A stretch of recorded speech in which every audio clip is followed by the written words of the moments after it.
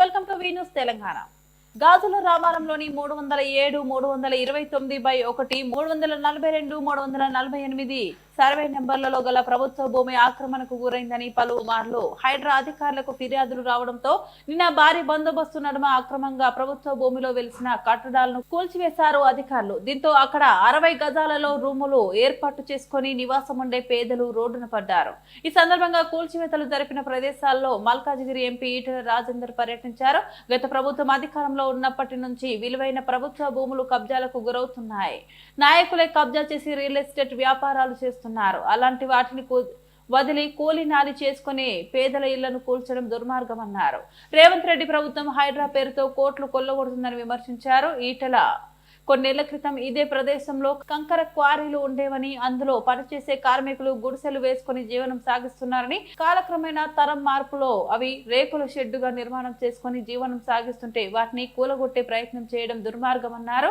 15,000 కోట్ల విలువ చేసే 300 ఎకరాల భూమి కాపాడుతున్నామని మాట్లాడుతున్న ప్రభుత్వం ఇక్కడ 300 కుటుంబాలు ఉన్న చిన్న చిన్న రూములను కూల్చి రోడ్డున పడేసిందని మండిపడ్డారు. తక్షణమే ప్రభుత్వం స్పందించి రోడ్డున పడ్డ బాధితులకు న్యాయం చేయాలని డిమాండ్ చేశారు. రెడ్డి గారు, మీరు తక్షణమే మీ హైడ్రాతో ఈ పేదల గూడును కూలగొట్టేటువంటి పద్ధతి ఆపండి. ఒకవేళ నిజంగానే ఇక్కడ ఏమైనా బ్రోకర్లు ఉంటే బ్రోకర్లను అరెస్ట్ చేయి. బ్రోకర్ల దగ్గర ఏమైనా డబ్బులు వసూలు చేస్తే రికవరీ చేయి. మాకు బాధలే కానీ పేదల జీవితాలతో చెలగాటమాడే ప్రయత్నం చేయొద్దని చెప్పి హెచ్చరిస్తాను. ఇప్పటికే అనేక సార్లు మేము ఎవడు ఉంటాడండి చెరువుల పక్కబంటి బస్తీలన్నీ చెరువుల పక్కబంటి ఎవరుంటారు? మూసినది పక్కబంటి ఎవరుంటారు చెప్పండి? పేదవాళ్ళు అయితేనే ఉంటారు. నాకు 5,000 గజాలు పుక్కడికి ఇస్తానా కూడా నేను మూసినది పక్కబంటి కట్టుకోలేను. నేను 5,000 గజాలు ఇస్తానా కూడా నేను పోయి చెర్ల కట్టుకోలేను నేను. కానీ ఇలా పేదవాళ్ళు దిక్కులేక కన్న గడ్డను వదిలిపెట్టి కనిపించిన అమ్మ నాన్న వదిలిపెట్టి చిన్న పిల్లల్ని వేసుకొని పొట్టు చేత పట్టుకొని హైదరాబాద్లో ఇలా ఈ పని చేసుకొని బతకటంల మీద నీ ప్రతాపం చూపిస్తే ఏంది నీ ఇందిరమ్మ రాజ్యం? ఏంది నీ ఇందిరమ్మ రాజ్యం? ఇదేనా నా ఇందిరమ్మ రాజ్యం? నువ్వు ఇచ్చిన 2,500 రూపాయల గురించి మాట్లాడతలేవు. నీవు ఇచ్చిన డబుల్ బెడ్రూమ్ల గురించి ఇవాళ మాట్లాడతలేవు. నువ్వు పిల్లలకు 5 లక్షల రూపాయలు ఇస్తాను విద్యానిధి కింద మాట్లాడతలేవు. కానీ గూడు చెదగొట్టే ప్రయత్నం చేస్తున్నావు. ఇది మంచిది కాదు అని చెప్పి హెచ్చరిస్తా ఉన్నా. ఇంకొకసారి కనుక పేద జోలికి వస్తే వాళ్ళ కోపాగ్నిలో మాడి మషి అయిపోతుంది నీ ప్రభుత్వం. నీ తాత జాగిర్ కాదు ఇది, నీ నిజాం సర్కార్ కాదు. నీకు మళ్ళీ 2020లో ప్రజల దగ్గర రావాల్సిందే, దండం పెట్టవలసిందే, వాళ్ళ ఆశీర్వాదం పొందవలసిందే అనే విషయం మీరు మర్చిపోకండి. కాంగ్రెస్ పార్టీ నాయకులారా గమనించండి. మీరు గమనించండి. ఎవరి మీద కోపంతోటో పేదల మీద దౌర్జన్యం చేసే ప్రయత్నం చేయొద్దని చెప్పి హెచ్చరిస్తా ఉన్నా. ఇవాళ ఈ గాజుల రామారంలో నేను చెప్పిన 5 బస్తీలలో కూలగొట్టబడ్డ ఇళ్ళ జాగాలో వాళ్ళకు ఒక పక్కకు, మీకు నిజాయితీ ఉంటే వాళ్ళకు ఒక పక్కకు ప్రభుత్వపరమైన ఆస్తులండి. ఇది నా జాగిరి కాదు, ఇది మీ జాగిరి కాదు కదా. ఇది ప్రభుత్వపరమైన ఆస్తులు. ప్రభుత్వపరమైన ఆస్తులు ప్రజలకు ఏమైనా అవసరాలు తీర్చాలి తప్ప ప్రజలకు ఒక బడి కట్టడానికి ఉపయోగపడాలి, ప్రజలకు ఒక హాస్పిటల్ కట్టడానికి ఉపయోగపడాలి, ప్రజలకు గూడు కట్టడానికి ఉపయోగపడాలి తప్ప ఇలా బ్రోకర్లు ఆక్రమించుకోవడానికి ఉపయోగపడదు. కాబట్టి ఇవాళ తక్షణమే వీళ్ళకు 30 ఏళ్ళుగా 40 ఏళ్ళుగా ఉంటున్న వాళ్ళకు ఇంకా హైదరాబాద్లో ఎక్కడెక్కడైతే తిట్టాడు వాళ్ళు ఉన్నారో మీరు 4 అంతస్తుల 5 అంతస్తుల మీరు డబుల్ బెడ్రూమ్ కట్టించి ఇచ్చే ప్రయత్నం చేయండి తప్ప మీరు తప్పించుకునే ప్రయత్నం చేస్తే తప్పకుండా వాళ్ళ కన్నీళ్ళ వాళ్ళ ఉసురులో మీరు కథమైపోతారని చెప్పి హెచ్చరిస్తాను.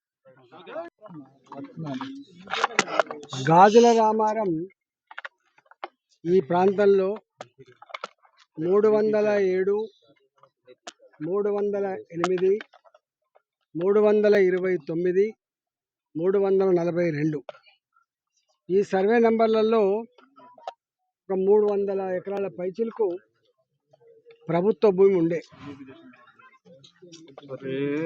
తాతలు, తండ్రులు, ఇవాటి పిల్లలు ఇవన్నీ కూడా గుట్టలతో చెట్లతో మనుషులు అడుగుపెట్టే ప్రాంతం కాదు ఇది.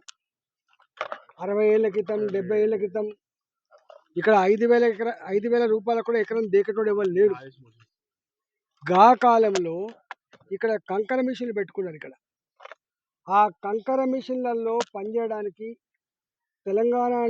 తెలంగాణ వ్యాప్తంగా ఒడ్డరుళ్ళు కానీ ఇతర పేద వర్గాలు వాళ్ళ గ్రామాలను వదిలిపెట్టి వాళ్ళ పిల్లా జనం వేసుకొని ఈ పాములలో ఈ ప్రమాదాలలో ఈ కంకర మిషన్ల పడి చేతులు పోగొట్టుకున్నోళ్ళు, కాళ్ళు పోగొట్టుకున్నోళ్ళు జీవనం గడిపి 30-40 ఏళ్ళ క్రితమే ఇక్కడే బతికినోళ్ళు కాబట్టి ఇదే క్వారీల దగ్గర 60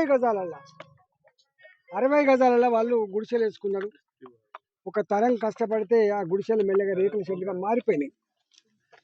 ఇవాళ ఇక్కడ తెలంగాణ రాష్ట్ర ప్రభుత్వం రేవంత్ రెడ్డి గారు నేను ఒకటే అడుగుదలుచుకున్నా. రాజ్యాంగం పేదవాళ్ళకి కూడు, గుడ్డ, నీడ ఈ మూడింటిని గ్యారంటీ చేసింది. బాబాసాహెబ్ అంబేద్కర్ గారు ఈ దేశంలో ఉన్న సంపదలో అందరి సమానంగా రాకపోయినా కనీసం పేదవాళ్ళకి కూడు అందించాలి. దాని ఫలితమే ఇవాళ రేషన్ కార్డులు, గుడ్డ అందించాలి, గూడు అందించాలి. దాని ఫలితమే ఇవాళ ఒకనాడు ఇందిరమ్మ ఇల్లు అని మీరు ఏదో గొప్పలు చెప్పుకున్నారో ఇండ్లు.